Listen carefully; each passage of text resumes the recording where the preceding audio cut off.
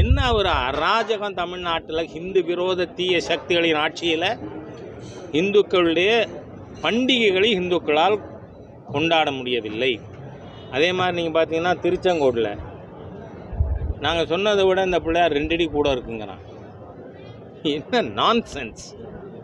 அதனால் தமிழகத்தில் தயவு செய்து அந்த மாதிரியா காவல்துறை நடந்துக்கக்கூடாது. இப்போ நம்ம கடையநல்லூரில் எல்லா கட்சி கொடியும் இருக்குது, பிஜேபி கொடியை இடுன்னு சொல்கிறீங்க. அப்புறம் இந்துக்கள் காபி கொடி கட்டக்கூடாதுன்னு இங்கே இருக்கிற பாலத்துக்கிட்ட, இதெல்லாம் தவறு. இந்த மாதிரி காவல்துறையில் இருக்கின்ற கருப்பாடுகள், நான் மொத்தமாக போலீஸ் ஃபோர்ஸை சொல்ல மாட்டேன் அப்படி.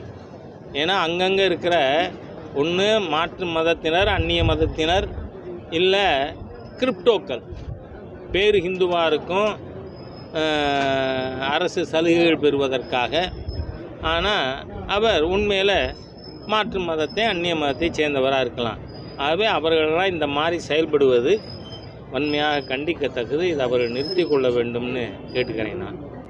இப்போ கொஞ்சம் கொஞ்சமாக இந்த திமுக ஆட்சியில் இந்து மதத்துக்கு நேரடியாக இருக்கிற தடங்கல்கள், பிரச்சனைகள், இப்போது கருத்தியல் ரீதியாக இந்து மத சிந்தனையே பேசக்கூடாது அப்படின்னு. இப்போ பள்ளியில் ஒருத்தர் வந்து இந்த மோட்டிவேஷ்னல் ஸ்பீச் அதுக்கு கூப்பிட்ருக்காங்க. அவர் வந்து கர்ம வினை பற்றி, முற்பிறப்பு இப்பிறப்பு, அதில் செய்கின்ற நம் செயல்கள் நமக்கு தாக்கத்தை ஏற்படுத்தும் அப்படிங்கிற விஷயங்கள் அவர் திருமூலர் சொன்னது, திருவள்ளுவர் சொன்னது எல்லாத்தையும் பேசியிருக்கார். உடனே இப்போ நேற்றுக்கு பார்த்தா இன்னும் பயங்கரவாதியை கைது பண்ணுறது மாதிரியா நீங்கள் மோட்டிவேட்டட்ஸ் சார்ஜ் உங்களுக்கு. அவர் யாரையாவது குறிப்பிட்டு இன்னாரே இப்படி பேசினாரா? இல்லை, அவர் ஒரு கருத்தை தெரிவிச்சிருக்கார், அவ்வளவுதான். அதனால் யாருக்காவது மனம் புண்பட்டுதுன்னா நானே கூட அதை வந்து மனம் புண்பட வேண்டாம், உங்களை குறிப்பிட்டு ஒன்றும் பேசலை அப்படின்றத நம்ம சொல்ல முடியும். இவங்களுக்கு என்னன்னா, பிறன்மனை நோக்கா பேராண்மைன்னு சொன்ன வள்ளுவரை நீ எப்படி பேசலாங்கிறது தான் இந்த திராவிடியன் ஸ்டாக்குக்கு ஆட்சேபனை. ஏன்னா கண்ணதாசன் எழுதின வனவாசத்தை படிங்க, எவ்வளவு ஒழுக்கக்கேடர்கள் திராவிட இயக்க தலைவர்கள் அப்படிங்கிறது அவர் சொல்லியிருக்கா. அதுவும் நான் சொல்லலை, எங்கள் ஊர் கண்ணதாசன், செட்டிநாட்டை சேர்ந்த கவி பேரரசு அவர்.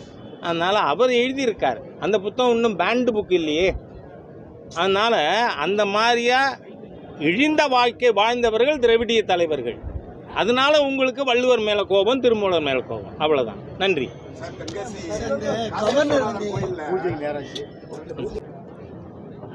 திரு RN ரவி அவர்கள் உண்மையே பேசியிருக்கார். 1300 பள்ளிக்கூடங்கள், அதில்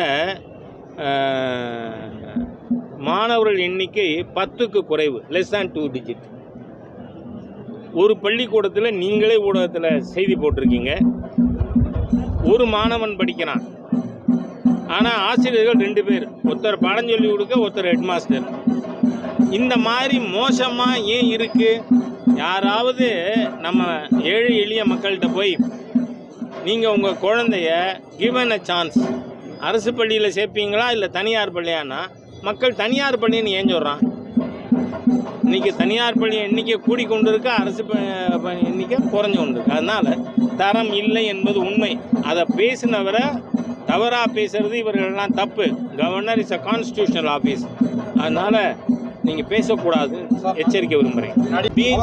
பிஜேபி வளர்ச்சியை இந்த திராவிடியன் ஸ்டாக்கு கொள்கை இருக்கிறவர்களால் தடுக்க முடியாது. ஏன்னா இன்றைக்கி வந்து அது நீட்டாக இருக்கட்டும், அல்லது கல்வியை வந்து மாநில பட்டியலில் கொண்டு வரணும்னு பேசுகிற பேச்சாக இருக்கட்டும், இதெல்லாம் யாரோடது? திராவிடியன் ஸ்டாக்கோடது. BJP national alternate. அதனால் அதையே பேசக்கூடியவர்கள் களத்துக்கு வந்தால் அவர்கள் வாக்குகள் சிதறலாம். அது பாரதிய ஜனதா கட்சியை பாதிக்கும்.